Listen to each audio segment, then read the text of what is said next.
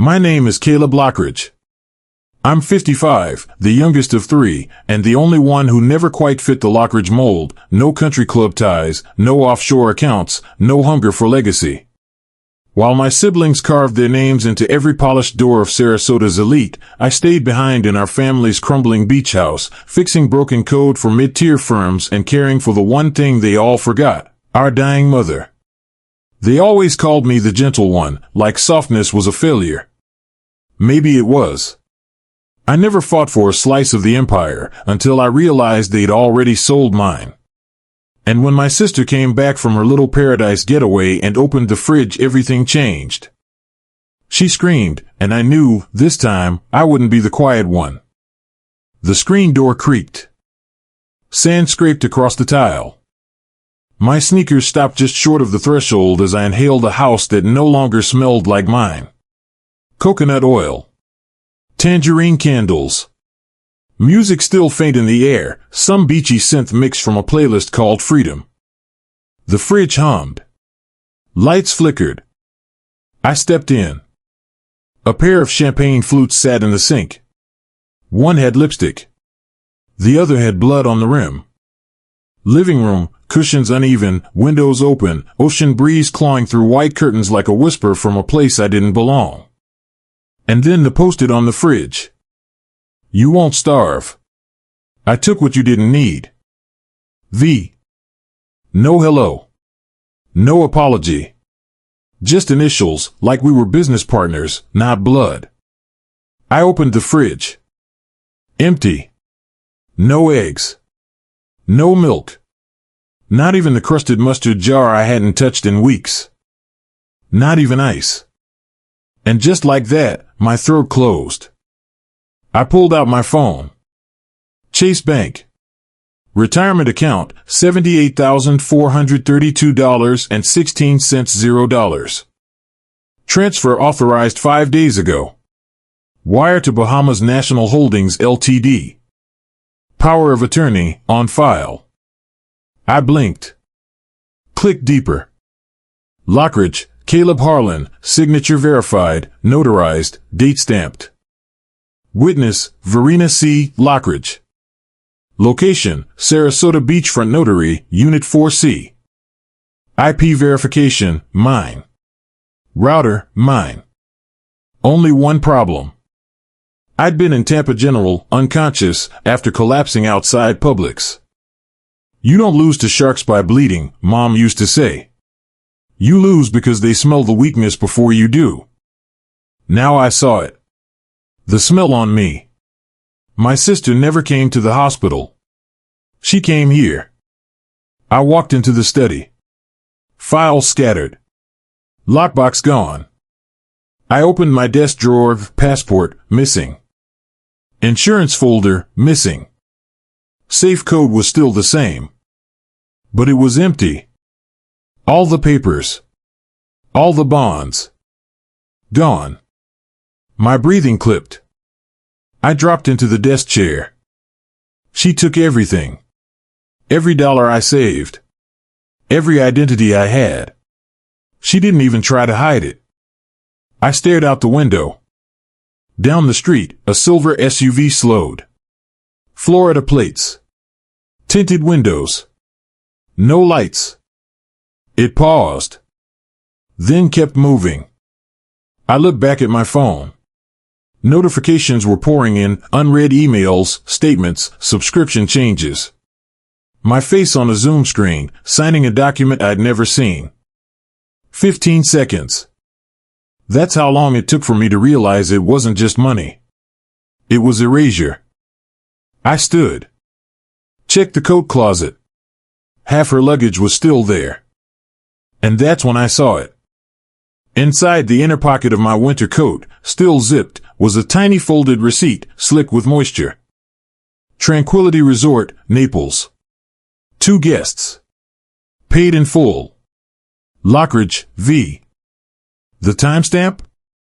While I was in a coma. A soft ping. Email. Subject line, from one Lockridge to another. I opened it. Single sentence. You didn't just get robbed, Caleb. You got played. She didn't just rob me. She made it legal. The front door slammed. Keys clattered on the counter. I didn't move from the kitchen. Her heels clicked against the tile like war drums, slow, deliberate. I kept my back to her, watching the empty fridge like it might suddenly refill itself. Like she hadn't drained it. Like she hadn't drained me. Caleb? Her voice was too casual. You're up. I turned. Verena Lockridge. 47, flawless, fresh from a sea salt facial. Skin bronzed. Hair bleached into effortless chaos. Designer bag slung over one shoulder like a trophy. She walked in like she owned the place. Because, legally, now she did. She tossed her sunglasses on the counter. God, Sarasota's heat is different. You should get out more. I didn't answer. Silence is a weapon if you know how to use it. She smirked, pulled open a drawer, found a spoon. Don't look at me like that. It was just a vacation. You're fine. You forged my signature. She paused. Spoon midair. Smile cracking. Then she laughed, short, sharp. You're being dramatic. It's family money, Caleb. You're not exactly struggling. You left me with nothing. You had nothing. I just organized it. I stepped aside and opened the fridge. Take what's yours. She rolled her eyes, reached in. Then she screamed. Hi. Sharp. Raw. She stumbled backward, crashing into the counter, eyes wide, hand clutching her mouth. Inside the fridge were a dozen medical vials. All labeled in red Sharpie, Caleb L. And one note, tucked under a jar lid, handwritten. What happens when the host has nothing left? Verena dropped the spoon. What the hell is this? I was hoping you'd tell me. I didn't put that there. I didn't either. Silence. She backed away, scanning the room like someone else might step out of the shadows. Is this a threat? Are you threatening me? I walked toward her. If I were threatening you, you'd know. She shook her head. You're sick. You've always been wrong. Wrong? I stepped closer. Wrong is taking a man's name, his money, his face, and calling it family. Verena pulled her phone from her purse. Hands trembling. Then froze. The screen blank. Dead. No signal. No Wi-Fi. She looked up. You changed the network? No. We both turned. The hallway was dark. The thermostat screen flickering. Then dead. Living room lights dimmed. A hum started, deep, mechanical.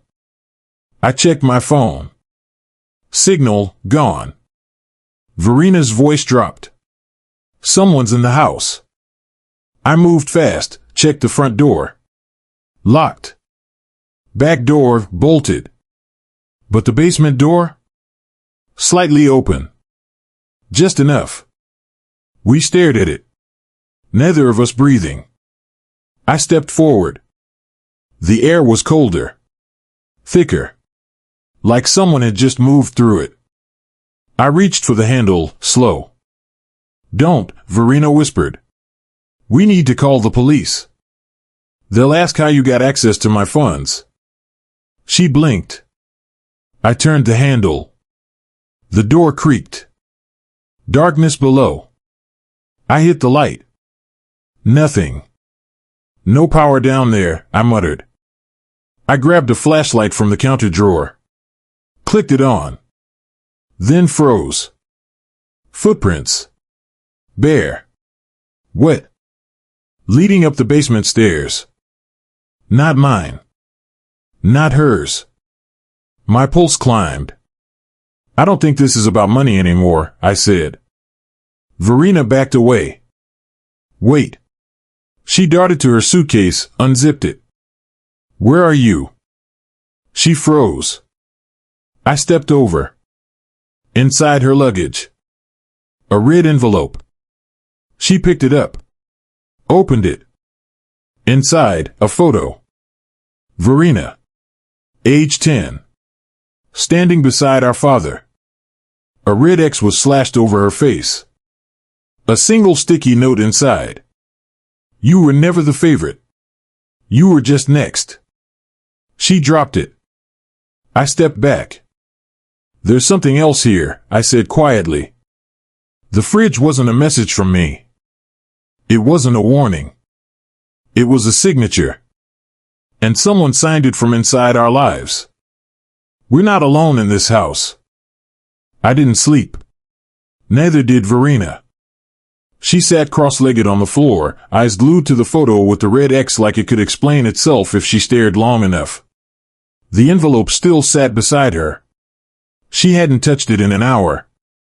I moved room to room, checking every window, every door. Deadbolts. Blinds down. Motion lights on. But I still felt watched. The worst kind of predator, I muttered, is the one who's convinced the hunt is justice. Verena looked up. What are you saying? I think someone believes they're fixing something. I pulled out the old file box from beneath the hallway bench. My last backup drive, sealed in an anti-static pouch. I booted it up. Years of tax returns, scanned IDs, estate documents. I sorted through them until I found it, a .pdf marked bank trust title author. Verena leaned over. That's the signature form you signed for your first home loan. I nodded. Yeah. 10 years ago. I pulled up the current Chase loan file. Same property. Different file. Different date.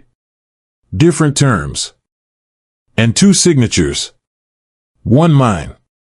One mine again. But off. Verena squinted. That's not the same pressure on the loops. Not my pen stroke either. She looked at me. You think it was forged? I shook my head. No. I think it was copied. From somewhere that had access to every detail of my signature. Pressure points, spacing, hesitation gaps. You're saying? It was deep-faked. Probably AI simulated. With biometric match scoring high enough for the bank to approve a second mortgage for $200,000. She stared. They used it to fund something. I tapped through emails. One caught my eye. Subject, confirmation, identity verification complete. Sender, no-reply at digitwincloud.us. Date, 3 weeks ago. I opened the video file. It was me. My face. My voice. Hi, this is Caleb Lockridge, confirming identity verification for residential mortgage adjustment. Verena covered her mouth. That's not you. No, I said flatly. It's better than me. It's programmable. The video ended with a smile I'd never worn in my life. Click. We both jumped. The hallway light flicked off. Click. The kitchen next. Stay here, I whispered. I moved slowly, every footstep louder than it should have been. The kind of silence that crushes thought. Static in my ears. My pulse in my throat. The front door, still locked. But outside? Headlights. Idling. A black Lincoln Continental. Florida plates. Unmoving. A silhouette in the driver's seat. No motion. I turned away. Grabbed my old laptop from the hall closet. The one I hadn't used since retiring. Booted. Screen cracked. Keyboard sticky. But it worked. I plugged in the hard drive. The directory loaded slow. I filtered by keywords, estate, trust, identity.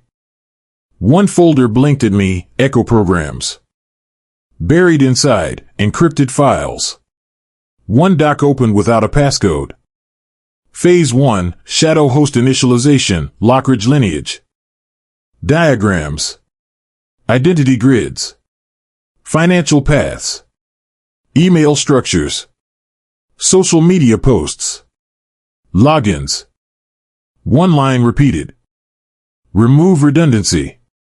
Reduce liability. Extract value. My name highlighted. Verina's 2. Then another. Darius Lockridge. I stopped breathing. She saw it. He's behind this? Or he's next? I copied the folder. Threw the laptop in my duffel. Where are you going? She asked.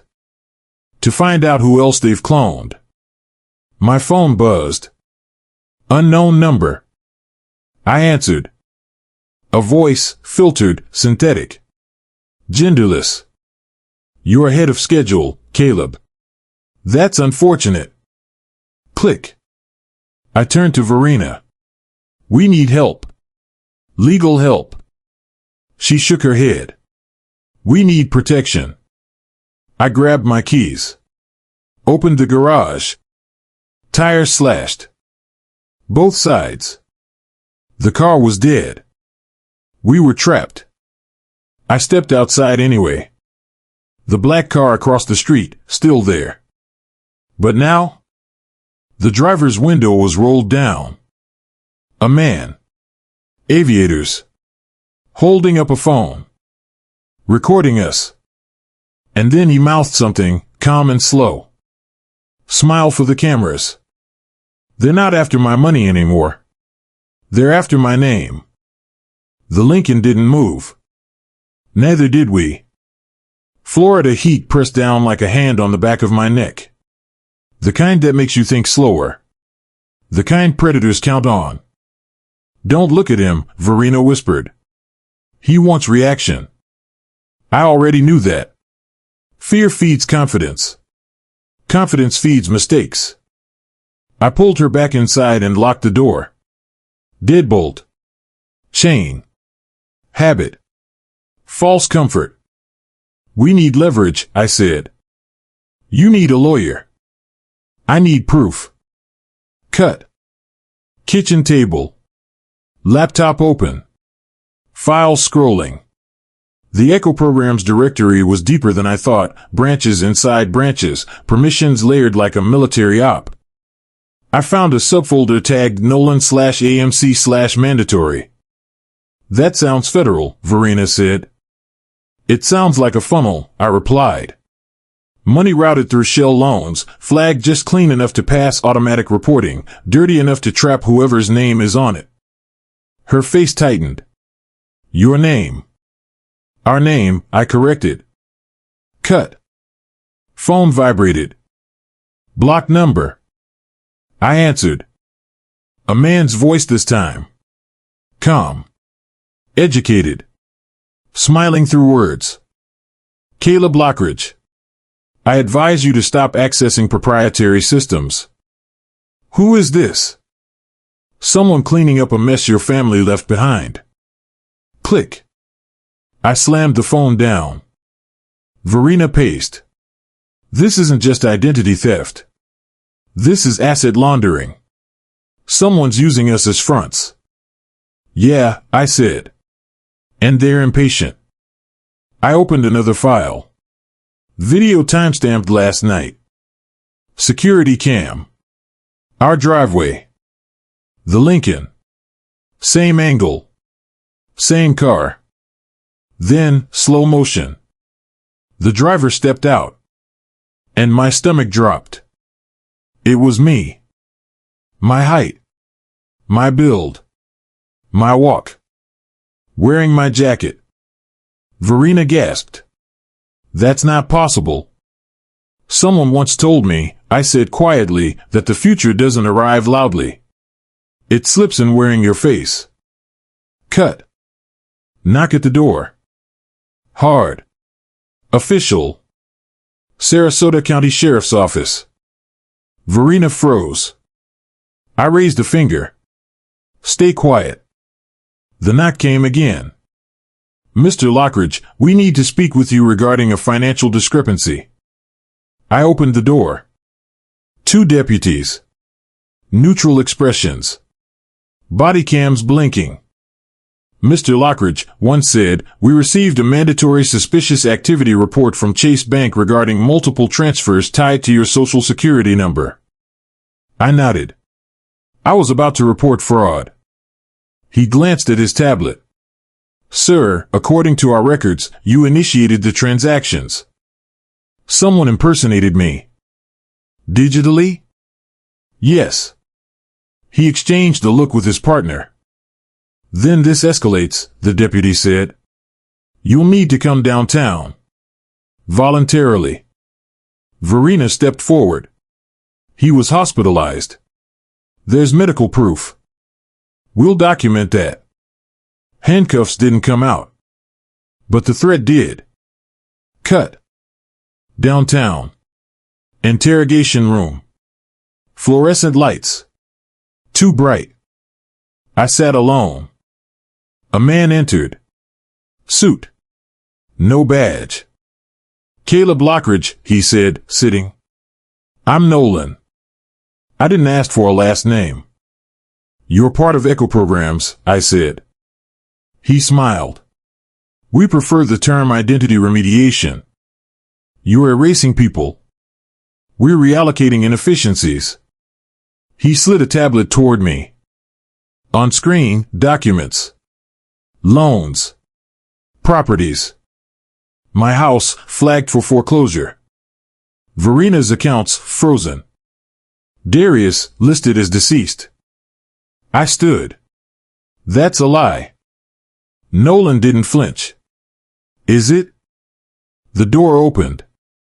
Verena rushed in, flanked by a deputy. They just arrested Darius, she said. At a charity gala. In front of everyone.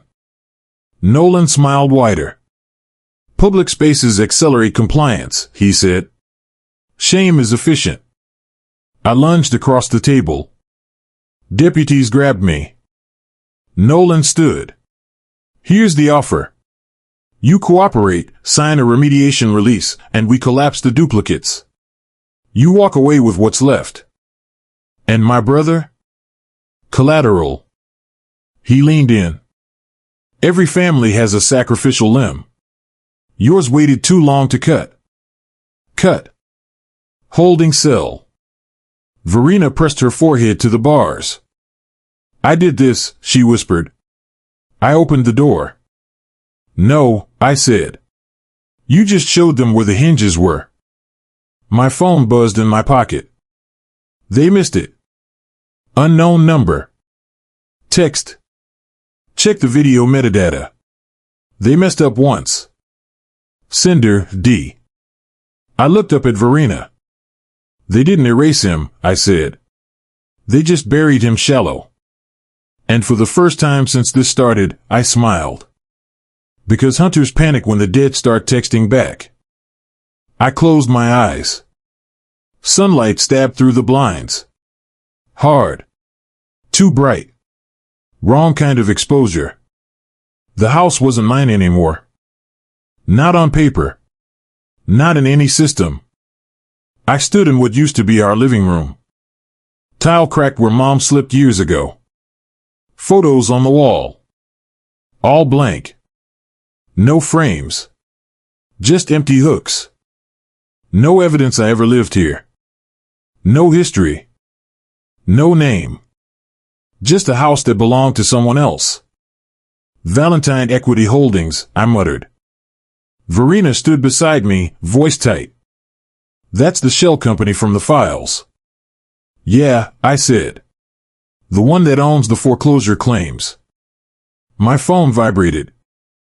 Message. Case 54879, Notice of Default. Filed this morning. I looked at her. They're accelerating. She didn't blink. We walked through the house. Every drawer empty. Safe had been opened. Paper trail. Gone. I felt cold. Like someone turned the heat off in my brain. The doorbell rang. Fast. Insistent. We froze. No one should be here. Not now. Not like this. I opened the door. 2 deputies. Business suits. Expressions polite. Body cams blinking like watching eyes. Mr. Lockridge, one said, "We're here about the default notice." I almost laughed. "You're here about a file that wasn't even sent to me." "We're required to follow up," he said. "Of course," the other added. "Just routine." Routine. My jaw tightened. Routine is what killers call normal before they pull the trigger. I watched them walk through the house like it was theirs. Touching surfaces. Stepping where I once stood. Then they left. No arrest. No notice. Just presence. A stain. A mark. Like a predator was brushing past us, testing a response. I turned back inside. Verena closed the door. Silence filled the room like dust. "I think we're beyond routine," I said. She met my eyes. Her voice was quiet. "So do I." I checked my phone again. Another message. This time from a number I recognized. D. 2 words. Not dead. I froze. Verena saw. "You sure?" I nodded. Then the lights flickered. Short. Back on. Shorter. Then off. I reached for the hall. Dark. My breath came fast. I heard something. A foothold. On the stairs. Slow. Measured. I raised my phone light. The beam cut through black. Nothing. Then. A photo slid across the floor. Twisted. Face up. It was Darius. Smiling. No red X this time. Just that look. Like he knew something I didn't. I crouched to pick it up. Then heard glass shatter. Kitchen. Fast. Nearby. Verena screamed. I bolted toward her. She was on the floor. Paper strewn everywhere. A note pinned beneath her palm. My heart thudded. I snatched it. 3 words scrawled. "They watched you." I looked up. Windows dark. Outside quiet. Too quiet. My phone buzzed. Another message. "Check video feed." It came with an attachment. I hesitated. Then opened it. Video. Shot from inside the house. Timestamp, 6 minutes ago. Camera angle, our hallway. Then it changed. Another angle. Someone was there. Walking. Slow. I narrowed the video. Frame by frame. The figure stopped. Turned. And the face. I couldn't believe it. Not Darius. Not Verena. Not me. Someone else. Someone I had trusted. The screen went black. Then text. "Now you see us." My blood ran cold. I felt watched. Not just by predators on the outside, but by someone who lived in the shadows of our family. Someone who knew everything. And now knew that I saw them. I dropped the phone. It hit the floor. Screen cracked. Black spider webs spread like warning lines. I backed away.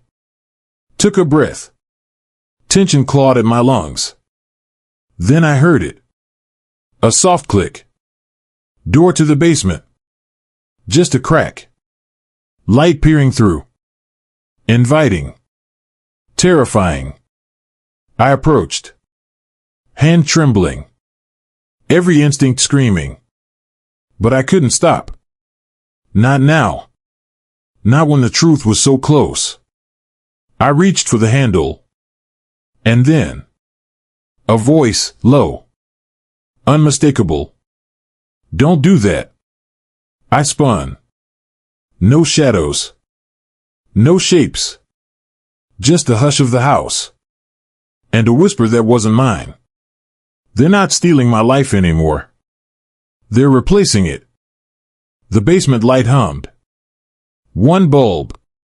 Flickering. Like a pulse trying to remember how to beat. I stood at the top of the stairs, hand on the rail, every sense sharpened. The air smelled wrong, ozone, dust, cold metal. The smell of servers. Of machines pretending to be human. Come down, Caleb, the voice said again. Calm. Familiar. Not Verina's.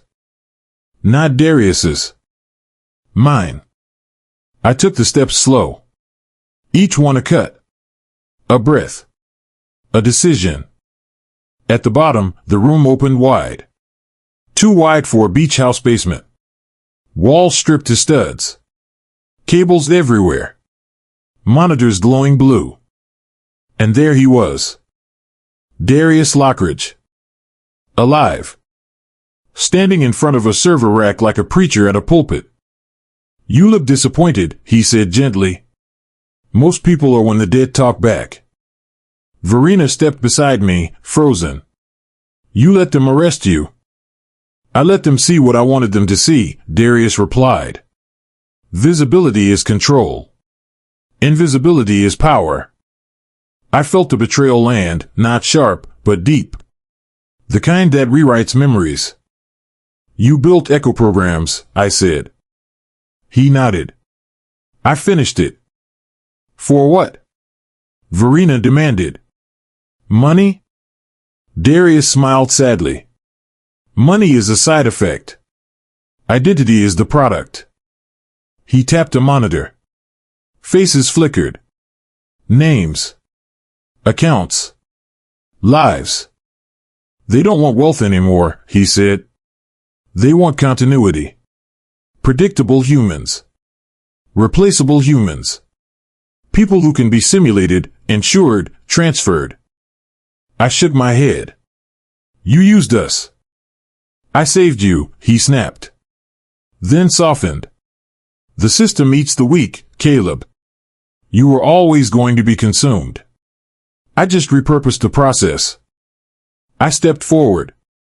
You erased me. No, he said. I upgraded you. Something inside me snapped into focus. Here's the thing about systems, I said quietly. They're built by people who forget one rule. Darius raised an eyebrow. People don't break when you take everything, I continued. They break when you convince them they never mattered. I reached into my pocket. Pressed play. The monitors glitched. Files spilled open. Echo programs logs. Nolan's voice. Financial routing. Illegal SAR suppressions. Deepfake training data tied to federal crimes. Darius's smile vanished. Verina stared. You recorded them. I learned something a long time ago, I said. If someone's watching you, give them something worth seeing. Sirens wailed outside. Darius backed away. You don't understand what you're destroying. I looked him dead in the eye. I do. The door crashed open. FBI. DOJ. Cybercrime Task Force. Nolan was led in cuffs past us, fury finally cracking his composure. Darius didn't run. He just looked tired. As they took him, he turned to me. You were always the wrong one, Caleb. I nodded. That's why I survived. Cut. Weeks later. The house was quiet again, but different. Lighter. The foreclosure reversed. Accounts restored. Names repaired. Verina sat at the table, hands wrapped around a mug. I don't know who I am without all that, she said. I looked at her. That's the first honest thing you've said in years. She smiled. Small. Real. Outside, the ocean rolled in steady waves. Indifferent. Enduring. I packed one box. Not because I was running. Because I was choosing. A thought came to me, one I'd heard once, twisted it into my own truth. A life isn't measured by what you keep. It's measured by what you refuse to become. I locked the door behind me. Left the house empty. But for the first time, I walked away whole. Because they took my money. They stole my name. They tried to replace my life. And failed. Because a man isn't a file. He's the one who decides what survives.